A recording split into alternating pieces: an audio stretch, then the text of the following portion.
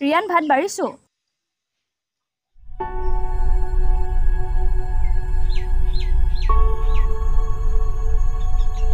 ৰিয়ান মই ভাত নাখাওঁ তোমাৰ হৈছে কি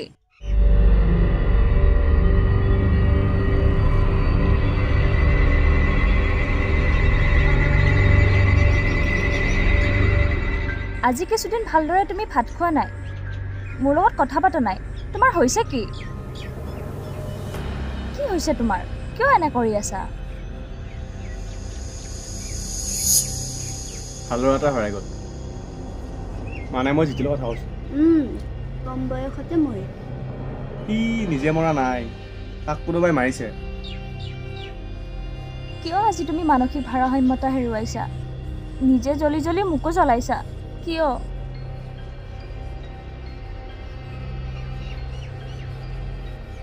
তুমি কান্দিছা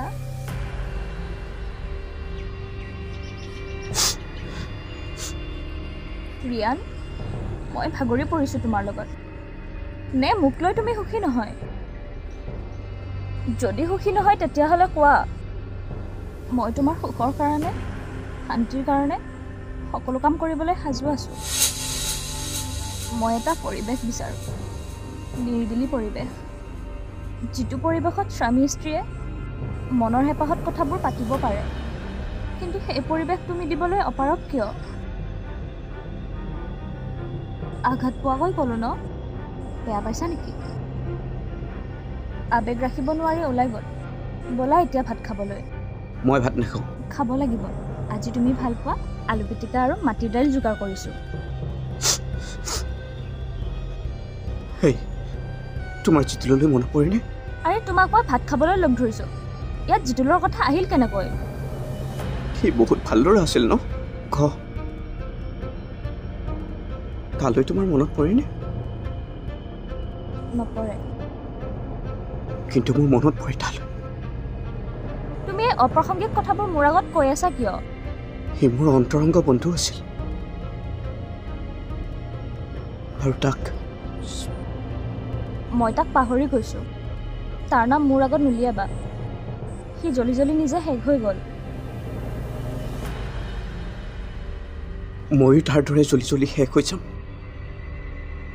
ইমান ধুনীয়াকৈ দুয়োটাই শ্বেয়াৰ কৰি কামবিলাক আমি কৰি গৈ আছিলোঁ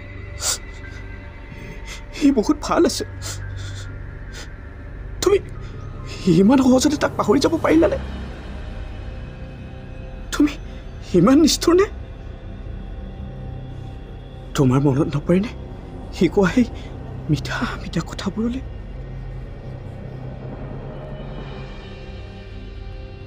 হয় নেকি আমি দেখোন এইবিলাক কথা গমেই নাপাওঁ ৰিয়ানে শেষ কৰিলে সি জিতুলক শেষ কৰি নিজৰ স্বাৰ্থ আদায় কৰিছে সিহঁত দুটাতো ভাল বন্ধু আছিল সেইটোৱে জিতুলৰ বাবে কাল হ'ল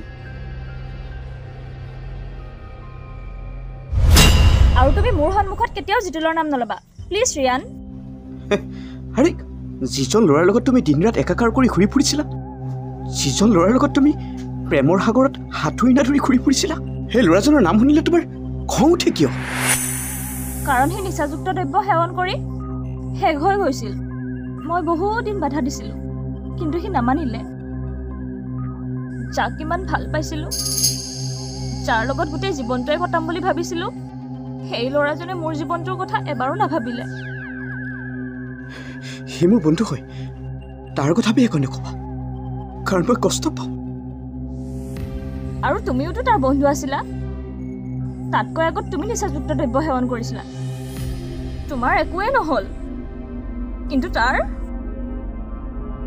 তাক নিদাৰুণভাৱে নিচা খুৱাই খুৱাই হত্যা কৰা তাৰ দেহত নিচা সোমোৱাই সোমোৱাই হত্যা কৰা হৈছে নিচাত মত্ত হৈ সি পাহৰি গৈছে তোমাক পাহৰি গৈছে তাৰ পিতৃ মাতৃ হ'ব নালাগে সি অতীত তুমি মোৰ বৰ্তমান আৰু তুমিয়েই মোৰ ভৱিষ্যত ব'লা ভাত কেতিয়াবাই বাঢ়ি থৈছোঁ মই ভাব কৰিছোঁ ৰাগিনী ৰিয়ান তুমি মোক ক্ষমা কৰি দিবানে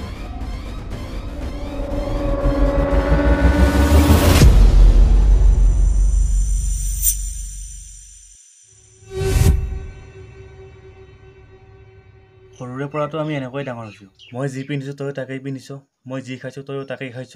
সেইকাৰণেতো মানুহে আমাক জয় বিজয় নাম দিছে। আৰু এই ধৰ্ম আমি কোনোদিনেই সলনি নকৰিম। কিন্তু পাৰ্থক্য এটাই। কেনেকুৱা? নকওঁ দিয়া। কচোন। নকওঁ, ক'লেও তই সেই সমস্যা সমাধান কৰিব নোৱাৰিবি। কি? তই কিয়, ভগৱানেও নোৱাৰে।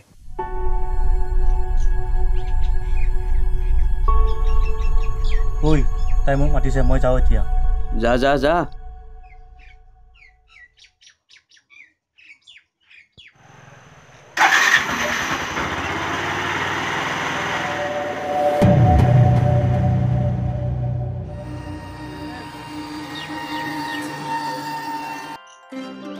মই আহি আছোঁ। তুমি ৰেডি হ'লানে?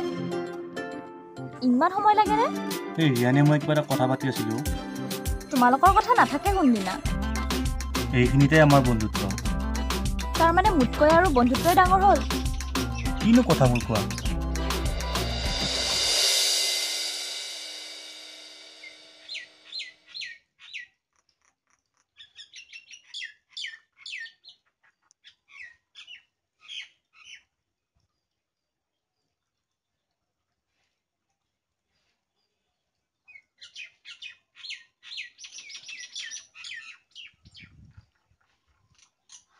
সপ্তাহ ধৰি ফোনটো ৰিচিভ কৰা নাই, কি হৈছে তাৰ? আপুনি মোক এটা ভাল পৰামৰ্শ দিয়ক গুৰু ভাই। তুমি এটা কাম কৰা, যিটোলৈ ভাল পোৱা ছোৱালীজনীক তোমাৰ কৰি লোৱা। আপুনি এইবিলাক কি কৈছে? জিতুল আৰু মই ভাল ফ্ৰেণ্ড, তাতে তাৰ গাৰ্লফ্ৰেণ্ডজনীক মই তেতিয়াহ'লে তোৰ জীৱনত গাৰ্লফ্ৰেণ্ডটো বাৰেই বিয়া কৰাবলৈ এজনী বেঙেও নাপাবি। এজনীয়ে আছিল তোৰ জীৱনৰ, পিছত আকৌ তোৰ বন্ধুৱে হাত কৰি ল'লে। এতিয়ানো কি কৰিবি? ডাং বৰলা হৈ ঘূৰি থাক। অৱশ্যে এনেকুৱা এটা পথ আছে, যিটো পথেৰে গ'লে যিটোলে তাৰ ভাল পোৱা ছোৱালীজনীক তোক দিবলৈ হাহাকাৰ কৰি ঘূৰি ফুৰিব লাগিব। কওকচোন।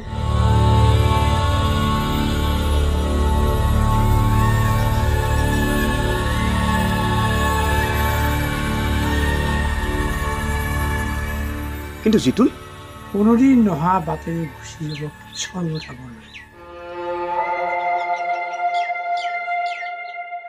গতিকে সময়ৰ কাম সময়ত কৰিবলৈ শিক, আৰু দেখিবি কোনোদিনে ঢুকি নোপোৱাজনী কোলাত শুই আছে।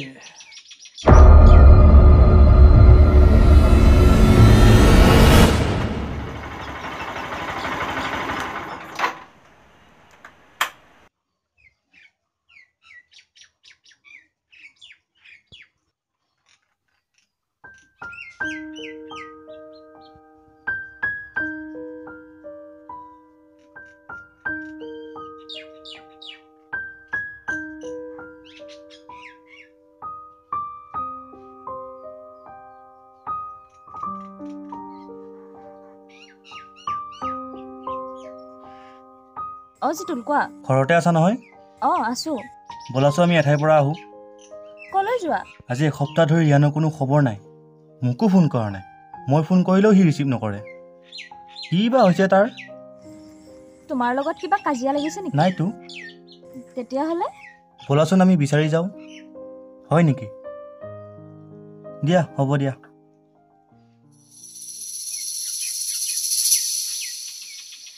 জিতুল, তই মোৰ কথাষাৰ নুবুজিলি। অন্তৰংগ বন্ধু হৈও তই মোৰ অভাৱটি বুজিবলৈ চেষ্টা নকৰিলি। তই মোৰ বন্ধু নহয়, তই মোৰ শত্ৰু হয়, শত্ৰু।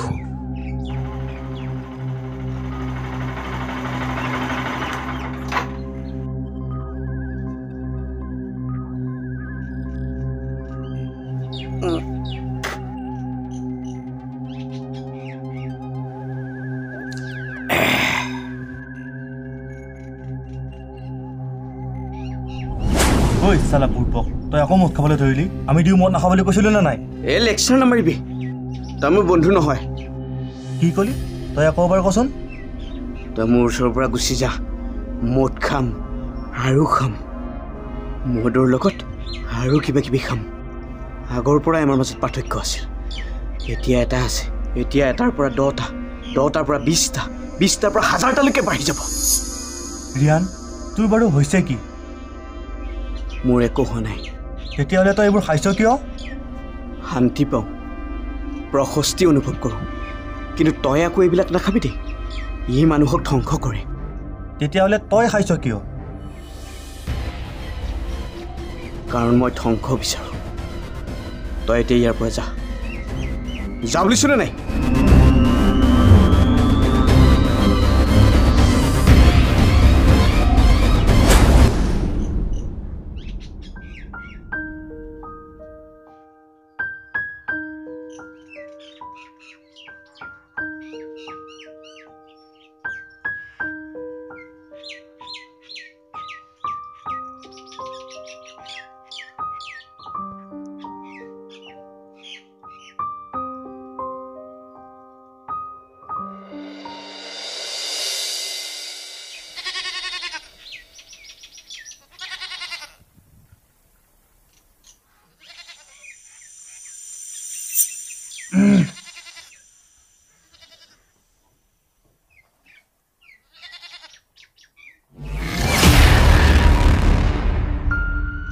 যেতিয়ালৈকে তই মোৰ অভাৱটো নুবুজিবি তেতিয়ালৈকে তই মোক এনেকৈয়ে দেখাব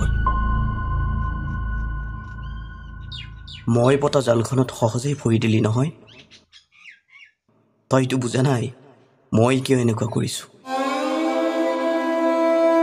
তই যেতিয়া ধ্বংস হবি তেতিয়া মই শক্তিশালী ৰূপত থিয় দিম এই দে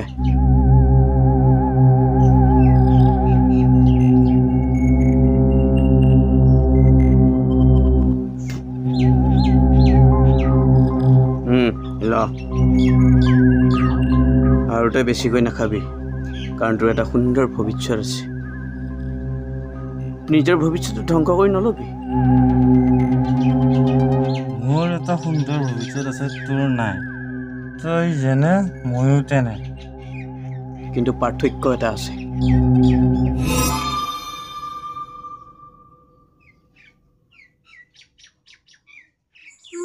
জিতুলক ফোন কৰিব হোৱাই নাই নে সি অভিমানহে কৰে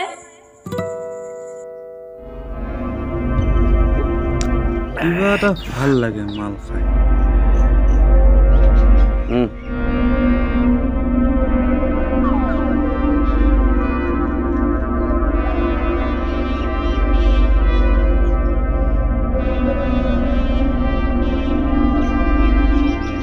ৰিচিভ কৰ আকৌ নকৰোঁ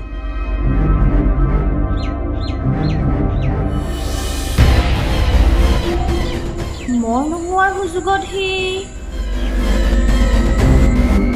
কিয় ৰিচিভ নকৰিলি ৰিচিভ কৰিলে প্ৰব্লেম হৈ যাব ঐ কাইলৈ আকৌ মাল খাব লাগিব দেই পইচা ল পইচা নালাগে মোৰ লগত আছে ঐ খাচোন মোৰ পৰাও আজি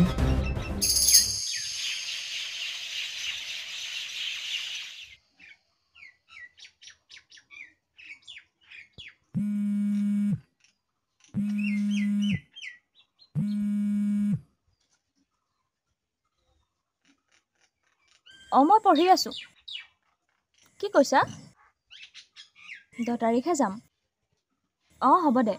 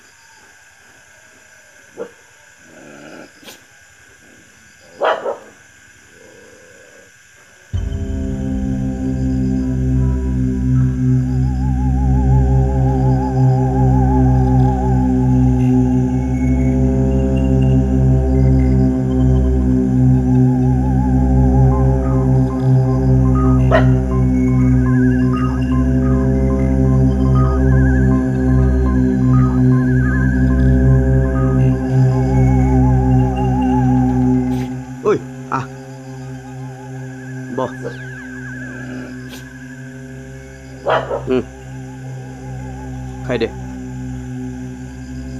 চিয়াৰ্ছ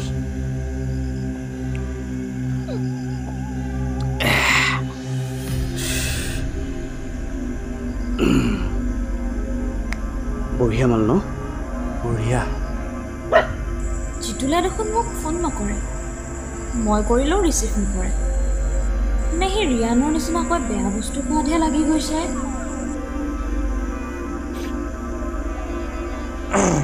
বাপৰে বহুত কাঢ়া গোটেই পৃথিৱীখনেই ঘূৰি থকা যেন লাগিছে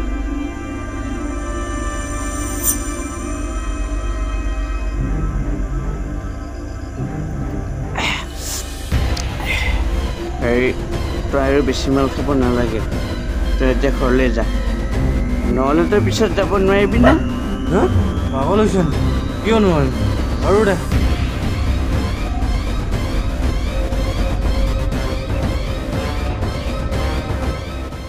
তাৰমানে কাম হাছিল একদম আপুনি যেনেকৈ কৈছে তেনেকৈ কৰিছোঁ সি এতিয়া ক'ত মাল খাই খাই ৰাস্তাত পৰি আছে এদিন মাল নহ'লে চলিবই নোৱাৰে অঁ আৰু তাৰ সেইজনী পানীত হাঁহ নচলা অৱস্থা এৰিবও নোৱাৰে ধৰিবও নোৱাৰে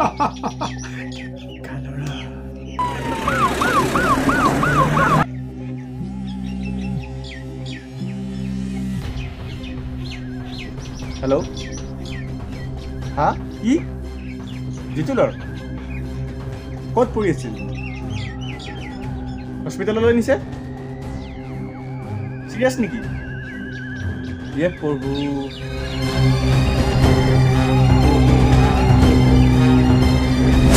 মদাহীৰ কথাত দুখ কৰি লাভ নাই ভাগ্য ভাল বিয়া নহওঁতেই যে মদাহী বুলি গম পালি মোৰ বিশ্বাস হোৱা নাই জানানে বিশ্বাস নকৰিবলৈ আৰু কি আছে মদ কোনে নাখায় সেই বুলি থেত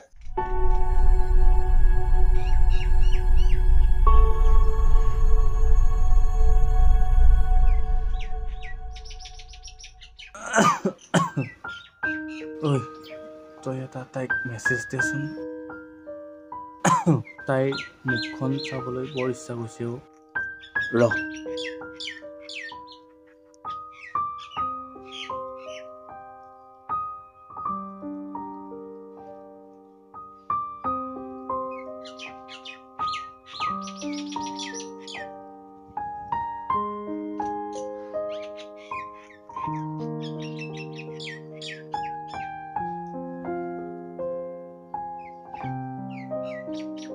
তই সদায় কৈ থাক নহয় তোৰ আৰু মোৰ মাজৰ পাৰ্থক্যটি কি এই তই মনে মনে থাকচোন মনে মনে থাক অকণমান ৰেষ্ট ল বহুত চেষ্টা কৰিছোঁ তোৰ আৰু মোৰ মাজত থকা পাৰ্থক্যটি নোহোৱা কৰিবলৈ কিন্তু আজি সময় আহি গ'ল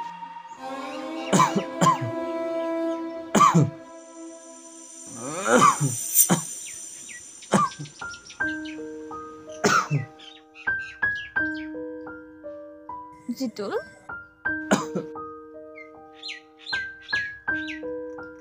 ৰৈ আছো তোমাৰ বাবে কিমান দিন কৈছিলোঁ মই তোমাক মদ নাখাবলৈ কিন্তু মদ খাই খাই তুমি আজি মোক নিথৰুৱা কৰিলা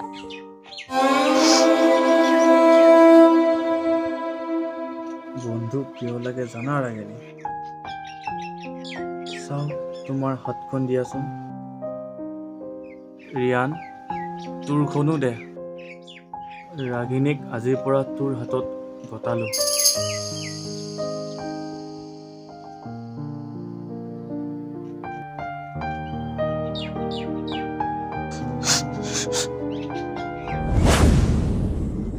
তাৰ মানে তুমি জিতুলক হত্যা কৰিছা একমাত্ৰ তোমাক পোৱাৰ স্বাৰ্থত তুমি হত্যাকাৰী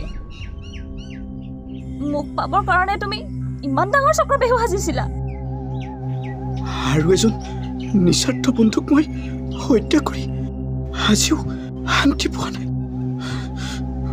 মোৰ কাৰণে সি কৰা ত্যাগে মোক আজি ভাৰাক্ৰান্ত কৰি তুলিছে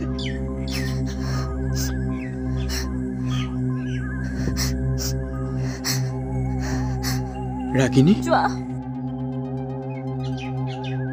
তুমি মদ খোৱাৰ কাৰণে সিও খাইছিল তোমাৰ প্ৰতিটো কামৰে সমভাগী হৈছিল। তাৰ মৃত্যুৰ দিনাও মোক তোমাৰ হাতত তুলি দিছিল, কিন্তু সি গমেই নাপালে তুমি মদৰ লগত মিহলাই দিয়া বিষাক্ত দ্ৰব্যৰ কথাটো। এতিয়া কোৱা, তুমি নিষ্ঠুৰ নে মই নিষ্ঠুৰ? কোৱা এতিয়া। মদ খাই খাই নিজকে শেষ কৰি দিয়া বুলি মই তাক ঘিণ কৰিছিলোঁ। তাৰ প্ৰতি থকা মৰম, আন্তৰিকতা সকলোবোৰ বিসৰ্জন দিছিলোঁ, কাৰণ মই মদাহীক ঘিণ কৰিছিলোঁ। মই তাক মিছাতে ৰাগিনী, ৰাগিনী, কাইট, পানীৰ তলৰ কাইট। নিজৰ স্বাৰ্থ পূৰণ কৰিবলৈ গৈ বন্ধুক তিলতিলকৈ হত্যা কৰিছা, আৰু কাক পাবলৈ বা মোক হত্যা কৰা হিচাপটো নাই। গতিকে তোমাক মই ৰাগিনী খোলাচোন।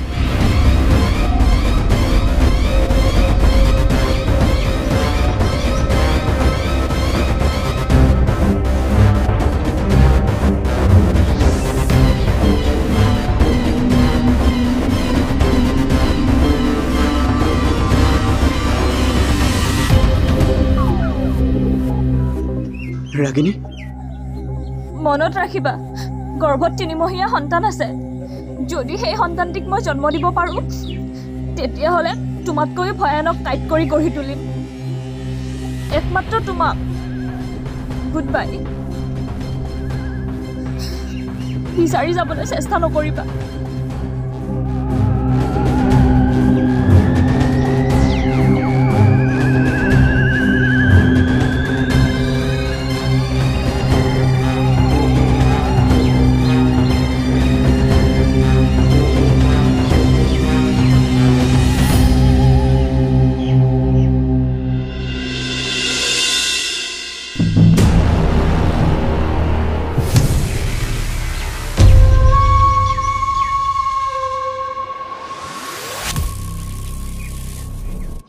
ৰেডি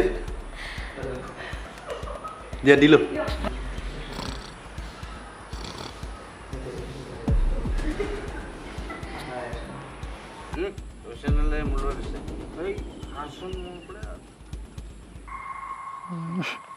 হুশিয়াৰ নাই অ্যাকশন।